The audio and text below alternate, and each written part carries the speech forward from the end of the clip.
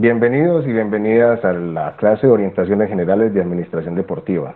Mi nombre es Marlon Andrés Amaya Cadavid, soy docente del Instituto Universitario de Educación Física y vengo pues a trabajar con ustedes este tema que es importante para la administración deportiva. Antes de comenzar, quisiera hacer unas precisiones. Lo primero es que es importante conocer el desarrollo de estos temas a nivel histórico, pues nos permite comprender hoy cómo estamos en términos de la administración.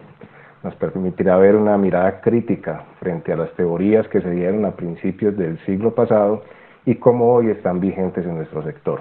En este sentido, pues difícil sería encontrar una teoría clásica de administración deportiva exclusivamente, porque la administración deportiva como campo emergente, pues en estos tiempos no tenía desarrollos teóricos. Por lo tanto, vamos a hacer un breve recorrido por la teoría clásica de la administración que nos muestra los primeros vestigios de la administración deportiva. Lo primero es comprender que esta perspectiva clásica de la administración se compone de dos teorías, la administración científica y el proceso administrativo. Es de las primeras teorías que se encuentran documentadas, aún siendo la administración un tema inherente al ser humano. En este sentido, pues me refiero a que desde las civilizaciones iniciales de la humanidad que estén documentadas, se conocen elementos de la administración como distribución de cargos, provisión y evaluación tal vez de algunas construcciones arquitectónicas que se hacían. Es decir, podríamos establecer que la administración está presente tanto en la historia de la humanidad. La administración es tan humana como el humano mismo. En ese sentido, pues, otros teóricos antes de esta perspectiva clásica de administración trabajaron algunos temas de la teorización, entre esos Adam Smith. Sin embargo, Adam Smith fue un economista que planteó pues una forma diferente de ver la economía durante el siglo 1800. Volviendo a la perspectiva clásica de la administración, tenemos dos autores principales, para la administración científica Frederick Taylor y para el proceso administrativo Henry Fayol. La administración científica se reconoce como una de las principales teorías que ha aportado la administración, puesto que fue la manera de organizar de una manera más clara, orientada, medida las formas de producción. Sin embargo, todo esto tiene un trasegar histórico que ha influido frente a las diferentes formas de teorizar. En este sentido, pues habían unos elementos de contexto que establecían el trabajo en los Estados Unidos, donde se desarrolló esta teoría, con algunos elementos que condicionaban la forma de pensar y operar. En este sentido, la productividad principal era el principal interés a inicios del siglo XX en Estados Unidos. Había suficiente disponibilidad de recursos, cierta escasez de mano de obra para el tipo de trabajo donde se desarrolla esto, más adelante lo veremos. Se pretendía aumentar la eficiencia de la mano de obra existente y había una pregunta inicial, era cómo mejorar el desempeño de los trabajadores. Sin embargo, ese desempeño se mejoró desde los aspectos individuales. Toda esta administración se gesta en una empresa metalúrgica en Estados Unidos a cargo de Frederick Taylor. Frederick Taylor hizo tres grandes aportes a la administración científica. Lo primero es poder establecer las personas adecuadas para el cargo adecuado. Segundo, poder establecer una medición de los tiempos. Y tercero, poder pagar a las personas a partir de lo que produjesen. Entonces, en este sentido, era tal el nivel de medición y de precisión con las operaciones que se desarrollaban al interior de la organización, que se estableció un término, pues que en español se traduce como holgazán, holgazanería, y eran estos empleados que trabajaban a un menor ritmo de lo que producía el promedio. Una de las principales labores de esta teoría fue tomar mediciones exactas frente a la forma de producir por cada trabajador, lo que estableció promedios, y en ese sentido quien no cumpliese con el promedio tendría que salir de la organización. Aquí lo plantea de una forma más clara, es una medición específica. Vamos a poner un ejemplo en un proceso como era la metalúrgica de doblar elementos metálicos. El estándar estaba en 10 elementos metálicos doblados, por decir, en 20 segundos. Y de esa manera se buscó la forma más eficiente de hacer la tarea. Sin embargo, hubo otro elemento que incidió en esta forma de trabajo, y es que en la medida en que el trabajador producía más, podría ganar más. Esto es lo que se denomina el pago a destajo, es decir, que a partir de la producción individual del trabajador se obtenía la remuneración equivalente a la producción. Por lo tanto, ¿esto a qué conlleva? A que se aumente considerablemente la productividad en la organización. Sin embargo, Esta teoría no nos plantea qué ha pasado con las personas que aumentaban su producción, es decir, en términos de sus otros elementos biopsicosociales al interior de la organización. Como lo decía al inicio del curso, la intención con esta teoría es también poder tener una mirada crítica frente a lo que hoy sucede en nuestro campo de la administración deportiva o inclusive en nuestro alrededor con otros tipos de trabajos, inclusive con nuestros familiares o conocidos o amigos. ¿Qué pasa con esto? Hoy algunas prácticas del pago de destajo todavía están vigentes y han pasado más de 100 años de esta teorización. Podemos verlo, por ejemplo, en las ventas, donde mientras más se venda, más se puede ganar por comisiones a partir de un salario básico. Se puede ver en la empresa manufacturera y en algunos otros tipos de ventas, inclusive de elementos no tangibles como son las aseguradoras. Esta teoría de Taylor influyó notablemente en la administración, puesto que estableció una forma organizada de seleccionar las personas, medir su trabajo, su desempeño y proponer una forma de remuneración. Como les decía anteriormente, probablemente esto ya se estuviese dando desde hace mucho tiempo, solo que Frederick Taylor es de los que comienza a teorizarlo y por eso cobra sentido hoy por hoy. Podríamos concluir entonces que esta administración científica de Taylor se basa en un trabajo pensado desde lo individual, desde la persona como productora y en ese sentido la persona como que se beneficia a partir de lo producido. Esto pues obviamente trajo muchos desarrollos en términos de producción, sin embargo queda en el aire o queda un halo de conocer qué pasaba con las personas en sí más allá de su enfoque productivo.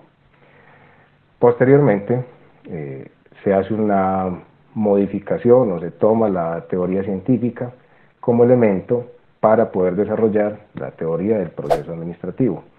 Esto es una teoría que se diferencia un poco de la administración científica, puesto que se basa en la producción de la empresa como una organización global. Es decir, una de las diferencias más notables con la administración científica es que parte que el empleado no es solo un individuo en la organización, sino que también hace parte de un equipo de trabajo. Esto lo propone Henry Fayol y por tanto da un salto importante en la teorización en la administración deportiva. Henry Fayol da básicamente 3 aportes a la teoría clásica de la administración. Establece el proceso administrativo, establece unos procesos o unos principios básicos de la organización y a su vez también desarrolla una estructura básica de las organizaciones que también vamos a tener una mirada crítica frente a esto, pero que nos permite ver cómo hoy se ha influenciado todavía, hace más de 100 años, como le decía hace poco, esta teoría hoy en nuestro quehacer. Entonces vamos a introducirnos en este momento en la teoría de proceso administrativo que plantea distintos elementos. Lo primero es que este proceso administrativo se compone de 4 fases. La primera fase es la planeación, es decir, cómo puedo yo anticiparme en el futuro para poder planear, establecer los objetivos y cuáles son los mejores métodos, formas de poder llegar a ello.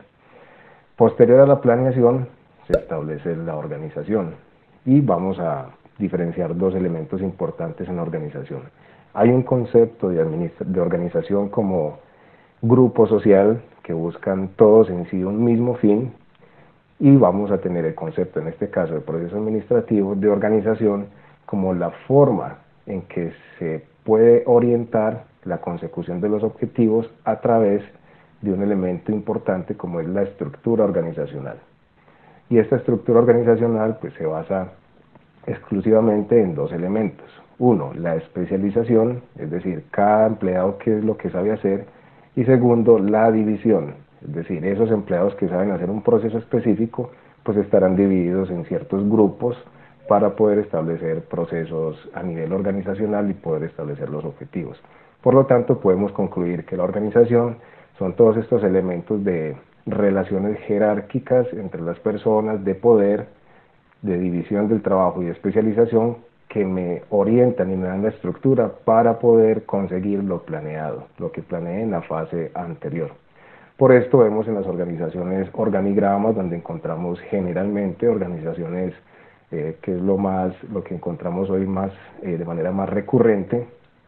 Hoy hay unos cambios, pero siempre se siguen encontrando elementos que grafican en el organigrama la estructura organizacional, las jerarquías, las formas de relación y la estructura del poder, así como la toma de decisiones.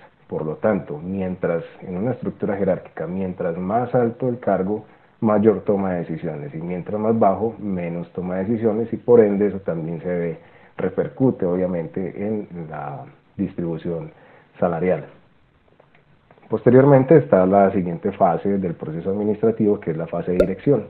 Y aquí hay un componente humano interesante, porque la dirección se basa a partir de tres elementos básicos, a partir de Griffin. Uno es la comunicación, el otro es la toma de decisiones, y la tercera es las relaciones interpersonales. Es decir, que bajo estos tres elementos se propone dirigir a un grupo de personas a través de una estructura organizada como en la fase anterior, para alcanzar los fines o los objetivos planeados.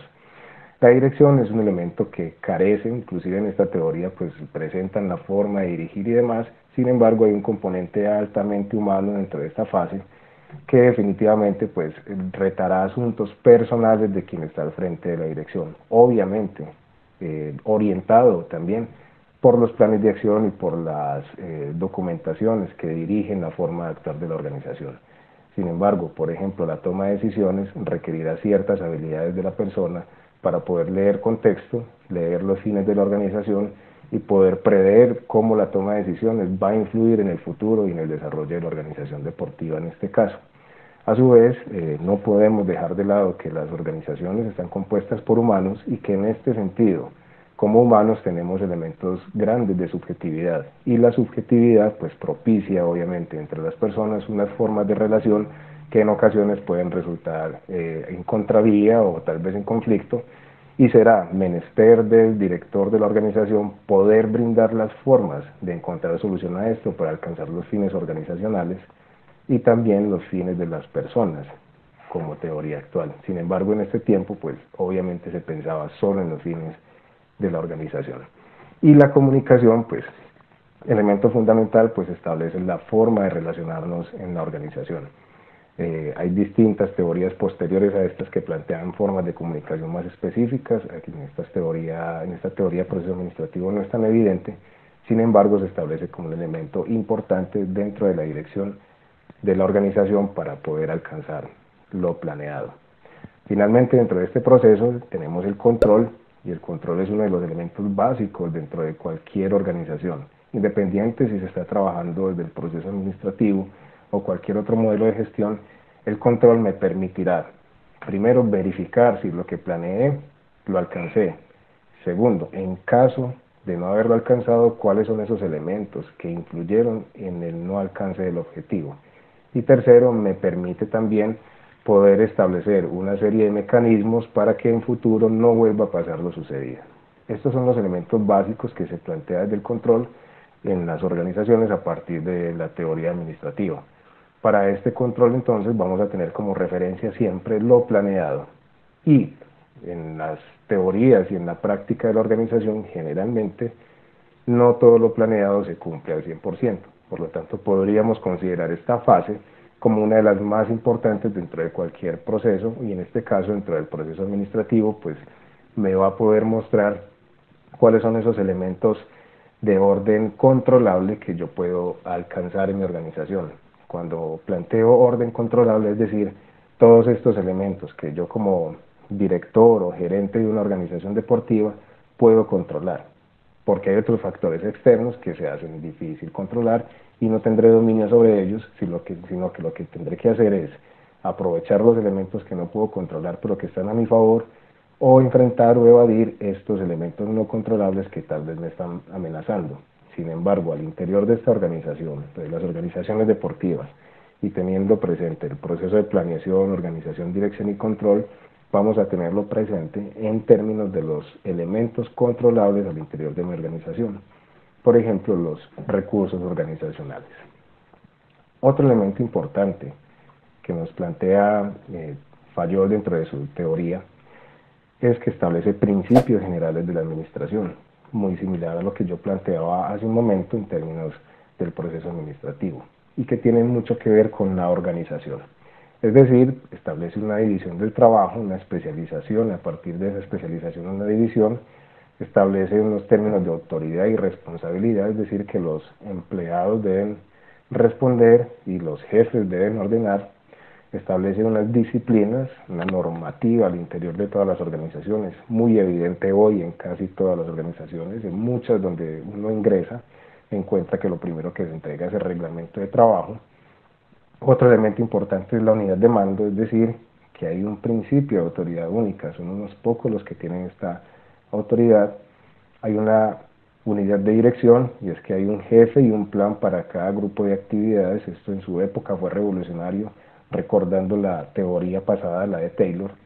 Hay otro elemento y es la subordinación de los intereses, es decir, pasar de los intereses individuales a los intereses de la organización, a los intereses generales. Hoy por hoy esto ha cambiado un poco. Hoy se plantea que los intereses individuales deben ir a la par de los intereses organizacionales. Sin embargo, en el estudio de esta teoría del proceso administrativo, se entiende que primero estaban los procesos organizativos.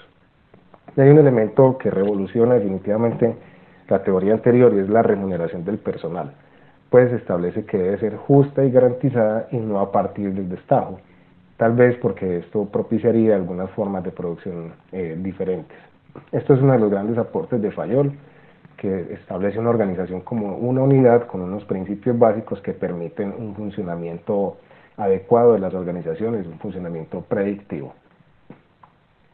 Hay otras serie de principios como la centralización, es decir, hay una concentración de la autoridad y básicamente la autoridad en una organización se basa en la toma de decisiones y en el poder que pueda ejercer sobre los demás. Hay una línea de autoridad, lo que explicaba hace un momento con la estructura organizacional, es decir, hay unas jerarquías o una cadena escalar al interior de cada organización. También plantea que debe existir un lugar para cada cosa y cada cosa debe estar en su lugar, uno de los principios del orden, dado que están en empresas manufactureras, no de servicios, pues era muy importante este principio. Otro principio basado y que tiene relación con el anterior de la remuneración, y es que propone equidad, amabilidad y justicia para conseguir la lealtad de las personas al interior de la organización, es decir, ya se comprende una relación de reciprocidad en términos de elementos como sociales, no tanto partiendo desde el elemento económico como en el anterior. Propone una estabilidad del personal, planteaba y estudió que la rotación, es decir, la salida y entrada de personas o de trabajadores a una organización, pues tiene efecto negativo sobre la eficacia, pues en la medida en que es necesario que las personas aprendan nuevamente las rutinas organizativas, pues obviamente la producción se vería disminuida. Hoy por hoy, la estabilidad personal es uno de los elementos más castigados o que más dificultades tenemos en nuestras organizaciones, no solo deportivas, sino en términos, podríamos hablar, a nivel mundial. Hay otro elemento importante y es la iniciativa, y es la capacidad de poder visualizar un plan en la organización y asegurar su éxito. Y finalmente, pues uno de los elementos importantes es el trabajo con los demás para lograr un fin, lo que se asemeja a la definición de organización y es encontrarnos todos para alcanzar un fin específico. Este principio lo llamó espíritu de trabajo. Finalmente, hay unos aportes grandes que hace esta teoría y es que establece las funciones básicas de una organización y por ende la jerarquización y división del trabajo a partir de estas formas de trabajo. Propone que hay en la cabeza están las funciones administrativas de la organización. Partiendo de esta teoría implica que hay un grupo de personas en este grupo, en esta división para poder llevar a cabo toda la gestión organizacional. Y a su vez establece otras 5 divisiones, que es la división técnica, comercial, financiera, seguridad y contable. Esto recordemos que hace parte de un desarrollo histórico en su momento, en una época de sentido. Por lo tanto, no deberíamos sorprendernos que no aparezca otra área de la organización como es el área de talento humano o recurso humano o bienestar. Y es porque en este momento no se concedían estas áreas, esto llega posteriormente. Voy a explicar un poco cada una de las áreas para poder tener una comprensión un poco más clara, aunque lo que se plantea aquí pues es básicamente deducible al leerlo. Entre las funciones básicas de la organización se proponen como primero pues las funciones administrativas que coordinan y sincronizan las demás funciones y siempre estarán por encima de ellas, es decir, ya hay una relación de jerarquía aquí. Y entre estas están las funciones técnicas, que en este caso era la producción de bienes y servicios de la empresa, generalmente producción de bienes en este tiempo. Hoy entendemos entonces las funciones técnicas como el saber hacer de la organización. Para el caso de la organización deportiva, entendemos este elemento técnico como nuestro saber hacer, es decir, ya dependiendo del tipo de organización donde estemos, puede ser la ejecución de las clases de educación física, los procesos de entrenamiento deportivo o los procesos de entrenamiento en actividad física para la salud o los procesos administrativos cuando estamos hablando de administración deportiva. Hay otra función importante y es la función comercial, es decir, toda la que se relaciona con la compra, venta o intercambio de recursos en la organización para poder fluctuar en el medio y para poderse volver competitivo y responder a las demandas que ofrece pues, el entorno. Está la otra función, que es la función financiera, y está relacionada con la búsqueda y gerencia de capital, es decir, desde el enfoque económico, cómo esta función se establece en términos de búsqueda de recurso económico para poder establecer el funcionamiento de la organización y obviamente está estrechamente relacionada con la función comercial. Otra función importante es la función de seguridad y es toda la protección y preservación de los bienes y las personas al interior de la organización. Hoy encontramos que estos elementos pues están bien desarrollados no solo en términos de protección y preservación de los bienes, sino también de la seguridad, en términos de infraestructura, en términos de seguridad con la violencia que encontramos en nuestros tipos de organizaciones. Están las funciones contables, que es el establecer inventarios, registros, balances, costos, estadísticas, planeación de ingresos, egresos al interior de la organización, que me permitirá pues obviamente tener una mejor administración de este recurso financiero y que está directamente relacionado con la función financiera. Como vemos pues entonces finalmente está la función administrativa que como se decía inicialmente coordina y sincroniza las demás actividades. Como estamos bajo una mirada crítica, es importante comprender que esta teoría aporta notablemente a las organizaciones de hoy, puesto que muchas de las organizaciones conservan en su gran mayoría muchos elementos de estas funciones. Es más, se han adicionado nuevas funciones como lo planteaba anteriormente y es la función de poder gerenciar el talento humano, el recurso humano y esto expresado en las oficinas de bienestar o de desarrollo del trabajador. Pues bien, entonces importante que siempre que leamos estas teorías comprender que esto se desarrolla a partir de un momento histórico que tiene que ver con elementos sociales, culturales, económicos, que propiciaron estas teorizaciones.